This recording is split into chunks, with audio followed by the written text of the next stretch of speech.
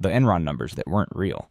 On October 16, 2001, Enron reported a $618 million quarterly loss, and Wall Street had no idea why a company worth $70 billion was suddenly bleeding cash. CEO Jeffrey Skilling had spent years hiding debt in shell companies with names like Tyco and Jedi, run by CFO Andrew Fastow. Profits were invented, losses were buried. Auditor Arthur Anderson signed off on all of it. Then reporters started asking questions Enron couldn't answer. Employees kept buying stock, told it was a good time to invest. Executives quietly sold theirs.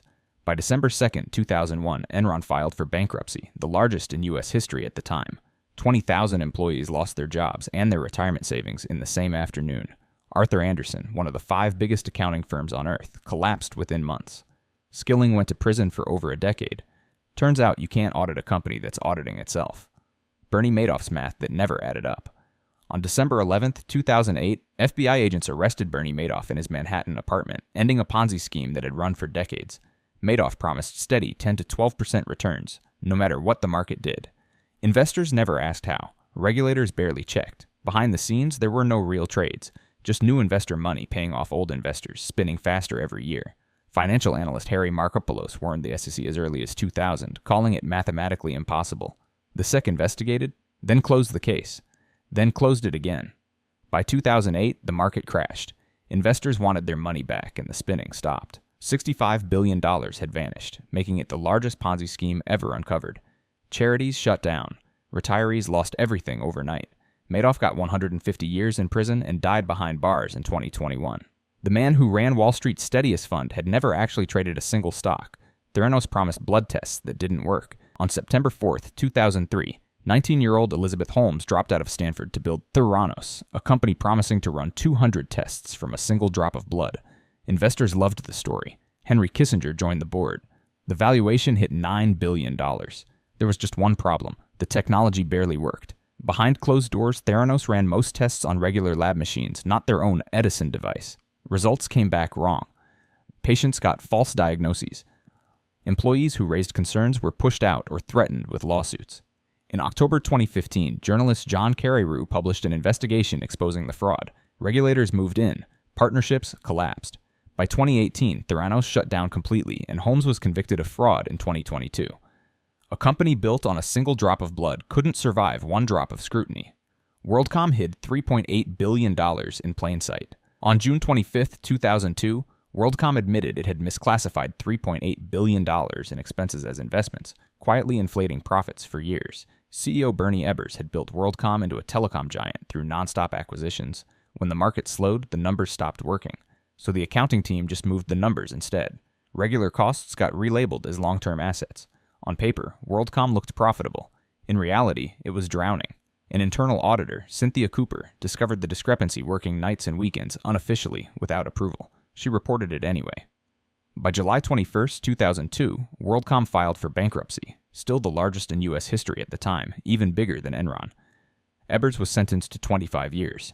One auditor with a flashlight found what an entire accounting department tried to hide. FTX lost billions that were never really there. On November 11, 2022, FTX, once valued at $32 billion, filed for bankruptcy in a matter of days. CEO Sam Bankman-Fried was crypto's golden boy, testifying before Congress, buying Super Bowl ads, sitting next to celebrities. Behind the scenes, FTX had quietly funneled customer deposits into Alameda Research, a trading firm Bankman-Fried also controlled. Customer money wasn't sitting safely in reserve. It was being used to cover Alameda's losses. When a leaked balance sheet revealed the whole, customers rushed to withdraw. There wasn't enough left to pay them. $8 billion in customer funds had disappeared, along with the money of over 1 million users worldwide. Bankman-Fried was arrested in the Bahamas in December 2022 and convicted on multiple fraud charges in 2023. The exchange that promised to protect your crypto couldn't even protect it from itself. Wirecard's missing $2 billion. On June 18, 2020, German payments company Wirecard admitted that $2.1 billion sitting in its accounts almost certainly didn't exist. For years, Wirecard claimed explosive growth across Asia, becoming one of Germany's most valuable companies. Auditors at Ernst & Young signed off annually. Journalists at the Financial Times raised red flags as early as 2015. Wirecard called it a smear campaign and sued. Regulators sided with Wirecard, not the reporters. Then the money that was supposedly parked in Philippine banks turned out to be fictional. The banks said they'd never held it. Within days, Wirecard's stock collapsed by over 90%. Kujan Marsalek fled the country and remains a fugitive to this day, believed to be hiding in Russia. CEO Marcus Braun was arrested. An entire European tech unicorn evaporated because $2 billion existed only on a spreadsheet. Tyco's CEO bought a $6,000 shower curtain with company money. On June 3, 2002, Tyco International CEO Dennis Kozlowski was indicted for looting the company he ran. Kozlowski had built Tyco into a sprawling industrial empire, but he was quietly funding a lifestyle no salary could justify. A $2 million birthday party for his wife, half paid by Tyco, featured an ice sculpture of Michelangelo's David urinating vodka. His Manhattan apartment included a $6,000 shower curtain billed to the company. Unauthorized loans, bonuses, and stock sales totaled over $150 million. Board members had barely noticed. Prosecutors eventually did. In 2005, Kozlowski was convicted of grand larceny and sentenced to up to 25 years. Tyco survived, rebuilt, and split into smaller companies. Turns out you can hide a lot of theft behind a shower curtain, just not that one. Nick Leeson bankrupted a 233-year-old bank alone. On February 26, 1995, Barings Bank, Britain's oldest investment bank older than the U.S. government itself, collapsed in a single week. Trader Nick Leeson, based in Singapore, had been making unauthorized bets on Japanese markets, hiding losses in a secret account numbered 88888. At first, the losses were small. He kept trading to cover them. They grew. He kept trading. By the time a massive earthquake hit Kobe, Japan, and markets crashed further, Leeson's hidden losses had ballooned past $1.30 billion, more than the entire bank was worth. He fled Singapore. He was caught in Germany days later. Barings, which had financed the Napoleonic Wars and the Louisiana Purchase, was sold to a Dutch bank for just £1.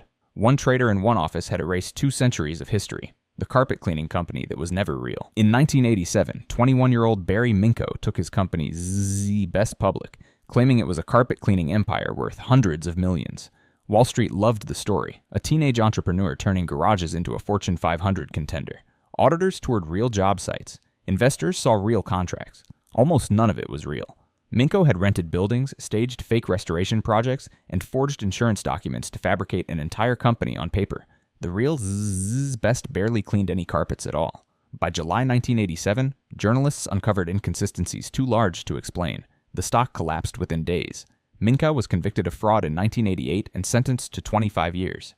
Investors had bought stock in a business that existed almost entirely in press releases and stage-managed tours. Parmalat's $4 billion bank account that didn't exist. On December 19, 2003, Italian dairy giant Parmalat admitted that a $4.9 billion account at Bank of America, supposedly holding its cash reserves, simply wasn't there. For over a decade, executives had forged bank documents, faked subsidiaries, and shuffled debt into offshore shell companies to keep the company looking healthy.